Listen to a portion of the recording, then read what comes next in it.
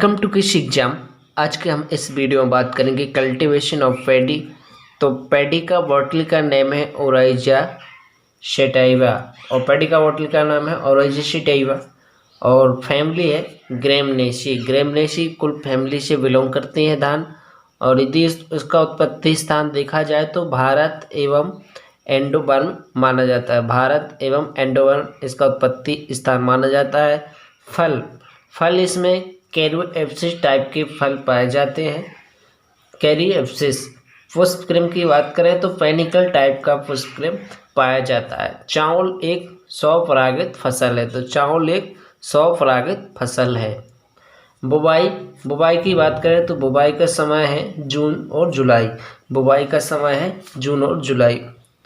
समानता धान में पोषक तत्वों की आवश्यकता क्रमांक।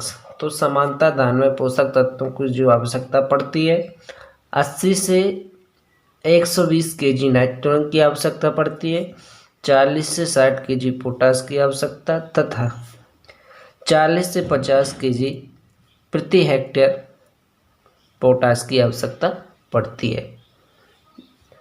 एजोला और नील हरित शैवाल का उपयोग धान की फसलों में नाइट्रोजन की आपूर्ति हेतु जैव उर्वरक के रूप में प्रयोग किया जाता है। तो जैव उर्वरक के रूप में एजोला और नील हरित शैवाल का धान में जैव उर्वरक की आपूर्ति हेतु नाइट्रोजन की आपूर्ति हेतु प्रयोग किया जाता है। और बीज की मात्रा देखें यदि धान की तो बुवाई हेतु 75 से 100 केजी प्रति हेक्टेयर, रोपाई हेतु 23 से 30 केजी प्रति हेक्टेयर। चावल में समानता आपको बता दें, चावल में समानता 6 से 7% प्रोटीन पाई जाती है और 76% कार्बोहाइड्रेट और 2.5% वसा, 1.1% खनिज पाए जाते हैं जो चावल में समान पोषक। आगे देखते हैं कि डिपोग मेथड। तो डिपोग मेथड है जो डिपोग विधि चावल उत्पादन करने की विधि कहाँ पर विकसित की गई तो फिलीपींस, और इसका उपयोग फिलीपींस और जापान में किया जाता है। और इस विधि से रोपण हेतु पौधा तैयार 12 दिन में तैयार हो जाते हैं। तो इस विधि में 12 दिन में पौधे रोपाई हेतु तैयार हो जाते हैं। धान के खेत में पंखभंजन पुडिंग की जाती है। तो धान के खेत में जब पुडिंग की जाती है मुख्यतः पानी के रिसाव को कम करने के लिए की जाती है। तो पुडिंग पानी के रिसाव को कम करने के लिए की जाती है। संयुक्त राष्ट्र एवं संघ ने वर्ष 2004 को भारतीय अंतर्राष्ट्रीय चावल वर्ष के रूप में मनाया। तो संयुक्त राष्ट्र संघ ने वर्ष 2004 को अंतर्राष्ट्रीय चावल वर्ष के रूप में मनाया। बहुत से एग्जाम में भी पूछ लिया जाएगा। पश्चिम बंगाल तथा तमिलनाडु में चावल की 3 फसलें उगाई जाती हैं। तो पश्चिम बंगाल और तमिलनाडु में तो कौन कौन सी उगाई जाती हैं? इसको अस बोलते हैं सितंबर अक्टूबर में, अमन जाड़े में, बोरो गर्मी में। नेक्स्ट देखते हैं, भारत में कृषि निर्देशालय द्वारा विकसित धान की प्रथम बोनी किस्म है जया। तो भारत में जो प्रथम बोनी जीन किस्म है जया, जिसे डॉक्टर शास्त्री ने 1968 में विकसित किया था। तो इसको भी याद कर लें, ये भी बहुत से एग्जाम में पूछ लिया जाएगा। आगे देखते हैं, केंद्रीय धान अनुसंधान संस्थान कटक उड़ीसा में है। तो केंद्रीय धान अनुसंधान संस्थान कहाँ पर है? कटक उड़ीसा में। और यहाँ से विकसित की गई है जो किस्म है सबसे अधिक उपज देने वाली लूनश्री किस्म विकसित की गई है। इसको भी पॉइंट को याद कर लें।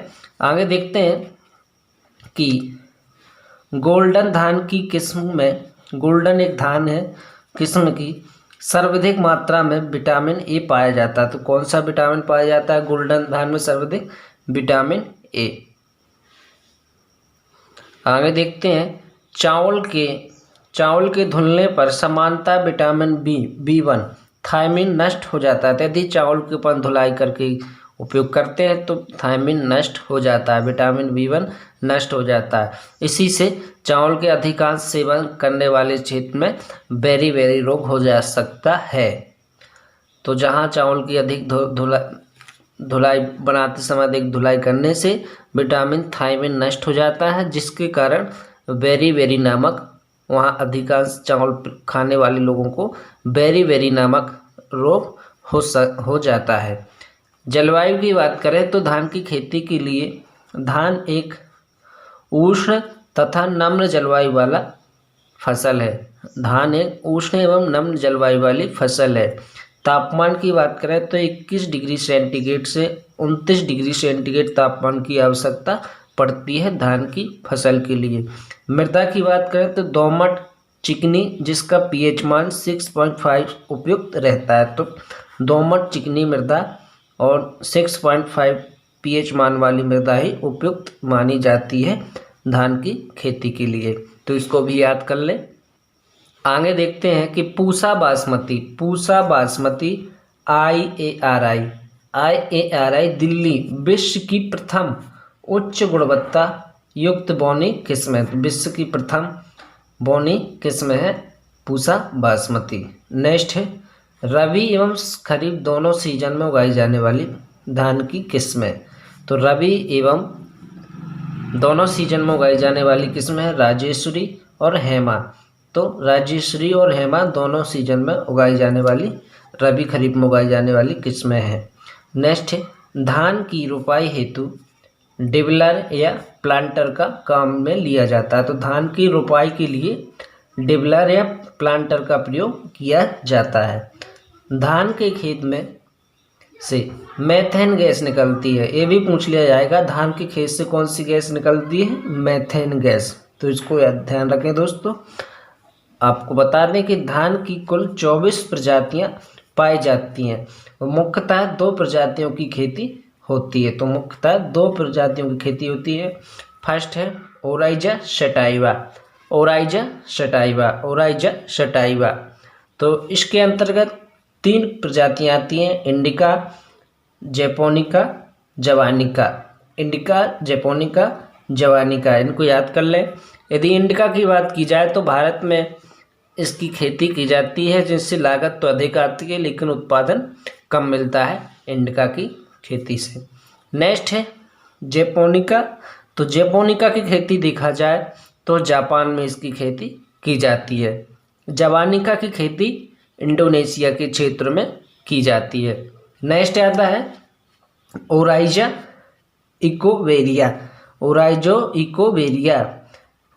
शटाइवा। ये 3 प्रकार से है और ओराइजा इकोवेरिया, इसका क्षेत्रफल दक्षिण अफ्रीका के क्षेत्र में इसकी खेती की जाती है। नेक्स्ट देखते हैं लवण रोधी किस्म। तो लवण रोधी किस्म है लुइसरी, IR8 आदि, लुइसनी और IR8 आदि। और एक पॉइंट और याद रख लें, PRS10 किस्म विश्व की पहली संकर बासमती किस्म है। ये बहुत से एग्जाम में पूछ लिया जाता है। PRIH10 विश्व की पहली संकर बासमती किस्म है। नेक्स्ट देखते हैं कीट। तो धान की फसल में लगने वाले प्रमुख कीट और इनके नाम ही आप याद कर लें। तो लीफ रोलर एक कीट लगता है, लीफ रोलर। तो आपको बता दें इस कीट के हरे रंग की सूढ़ियाँ होती हैं जो पत्तियों को खाने के साथ साथ उसमें काटकर नली के संपर्क खोखला बना देती हैं, पत्तियों के ऊपर सूखने लगती हैं। और इसकी रोकथाम के लिए बहुत सी मार्केट में दवाएं हैं, तो आप इनका प्रयोग कर सकते हैं। तो लीफ रोलर फर्स्ट कीट है। दूसरा है आर्मी वर्म और एयर हेड कटिंग कैटरपिलर। तो आर्मी वर्म एक प्रकार का कीट है। इस कीट की सूढ़ियाँ दिन में भूमि के पास धान के कल्ले के मध्य में छिपी रहती हैं और रात्रि में देखा जाए तो ऊपर चढ़कर बालियों को काट देती हैं। यह कीट बौनी जातियों में अधिक हानि पहुंचाती है। तो इस कीट के प्रकोप हेतु बहुत सी जैसी क्लोरीफाइरिफास आदि दवाओं को प्रयोग में लाकर इसका नष्ट कर सकते हैं। नेक्स्ट कीट है राइस हैप्पस। राइट हिप्सा। तो राइस हिप्सा एक कीट लगता है। एक किस प्रकार का कीट, इस कीट का जो नुकसान पाते हैं, प्रोड काले रंग के होते हैं जिनके शरीर में काले कांटे होते हैं जो पत्तियों की हरियाली को खाकर, जिनके कारण पत्तियों पर सफ़ेद समानांतर रेखाएं बन जाती हैं। कीट के ग्रेडे पत्तियों में सुरंग बनाकर हानि भी पहुंचाते हैं। तो राइस हिप्सा। और एक और है भोलर मैगेट। भोलर मैगेट ये भी बहुत ही हानि पहुंचाता है धान की फसल को। इसके प्रोड जो होते हैं, प्रोड कीट भूरे रंग के होते हैं और घरेलू मक्खी के समान होते हैं। इनकी सूंडियां पत्तियों के किनारे में खाती हैं। इसकी रोकथाम के लिए मोनोक्रोटोफास आदि दवाओं का प्रयोग किया जा सकता है। रूट बोरर एक कीट लगता है, जड़ें की सूंडी बोलते हैं इसको, रूट बोरर। तो इस कीट की ग्रेडर छोटे आकार के उबले चावल के समान होते हैं जो धान की जड़ों में चिपकी रहती हैं और महीन जड़ों को खाकर हानि पहुंचाते हैं। फलस्वरूप पौधों की बढ़वार इसी से रुक जाती है। तो इसकी रोकथाम करना अति आवश्यक है। तो रूट बोरर। एक है स्टीम बोरर। तो स्टीम बोरर भी धान की फसल को अधिक हानि पहुंचाता है। यह कीट देखा जाए तो स्टीम बोरर, इस कीट की सूंडियां पीले या मटमैले रंग की चिकनी होती हैं जो पौधों के अंदर प्रवेश कर वृद्धि कोशिकाओं को खा जाती हैं जिससे गोब सूख जाते हैं और बालियां सूखी दिखाई नहीं पड़ने लगती हैं जिससे आसानी से निकल आती हैं। तो फसल की प्रारंभिक अवस्था में मृत गोब बनाते हैं और बाद में आक्रमण सफ़ेद बाली बन जाती है। तो इसकी रोकथाम के लिए बहुत सी दवाओं का प्रयोग कर सकते हैं। तो गंधीबग एक कीट लगता है, धान की फसल को बहुत हानि पहुंचाता है। तो गंधीबग के आपको बता दें कि गंधीबग, इसके कीट बच्चे तथा वयस्क दोनों ही बालियों को चूसने लगते हैं। जो रस होता है उसकी बालियों का रस चूसने लगते हैं और उनमें दाना नहीं पड़ता। खेत में क्षतिग्रस्त बालियां सफ़ेद दिखाई पड़ने लगती हैं। तो इसकी रोकथाम भी बहुत आवश्यक है। नेक्स्ट कीट है ग्रीन लीफ हॉपर्स। तो एक और कीट लगता है ग्रीन लीफ हॉपर्स। तो इस कीट की जो कीट होता है, हरे रंग का प्रौढ़ तथा बच्चे पौधों को रस चूसकर हानि पहुंचाते हैं। ग्रसित पत्तियां पहले पीली पड़ जाती हैं, फिर कत्थई रंग की होकर नोक के नीचे की तरफ झुकती हैं। इसके अतिरिक्त मधु के समान पदार्थ स्राव करती हैं जिस पर काला सुमेट गोल्ड वृद्धि करता है। ये खुद के टुंगरू वायरस के वाहक होते हैं, इससे एक टुंगरू वायरस रोग फैलता है। तो इसको भी याद कर लें। और रोकथाम तना छेदक की भांति ही इसका भी उपयोग रोक कर सकते हैं। एक है ब्राउन प्लांट हॉपर। तो ब्राउन प्लांट हॉपर एक और कीट लगता है, इसकी रोकथाम भी बहुत आवश्यक है। ये किस प्रकार का होता है, तो इस कीट की प्रौढ़ बच्चे तथा कत्थई रंग के होते हैं तथा पत्तियों के निचले भाग को रस चूसकर हानि पहुंचा सकते हैं। तो इसका भी आप क्लोरोफाइरिफास आदि दवाओं से नियंत्रण पा सकते हैं। अब आगे देखते हैं रोग। तो धान की फसल में बहुत से रोग लगते हैं, इनकी सिर्फ आपको नाम ही याद रखना है। ब्लास्ट, बैक्टीरियल लीफ स्ट्रेक, खैरा, बैक्टीरियल विलाइट, ब्राउन स्पॉट। तो इनके बारे में थोड़ा थोड़ा आपको बता देते हैं। तो ब्लास्ट एक रोग लगता है। ब्लास्ट में क्या है, जो पत्तियां, बालियां और डंठलें, पुष्प, शाखाओं तथा गांठों पर आंखें या तंतुकाओं की आकृति में धब्बे बनते हैं ब्लास्ट में, जो बीच में राख के रूप में तथा किनारे पर कत्थई बादामी रंग के होते हैं। जब यह रोग अधिक हो जाता है तो बाली पर अधिकार रोगग्रस्त होकर बालियां कमजोर होकर गिर जाती हैं। तो इसकी रोकथाम के लिए बीज उपचार आदि करना चाहिए। एक और रोग लगता है खैरा रोग। तो खैरा रोग आपको बता दें, बहुत से एग्जाम में पूछा भी जाता है। तो खैरा रोग जस्ते की कमी के कारण होता है। किसकी कमी के कारण होता है, जस्ते की कमी के कारण खैरा रोग होता है। और इनकी जो नई पत्तियां का आकार पीला पड़ जाता है। इनसे पत्तियों को लाल भूरे रंग के, खैरा रंग, कत्थई रंग के धब्बे बन जाते हैं। पौधों को बौना रह जाते हैं और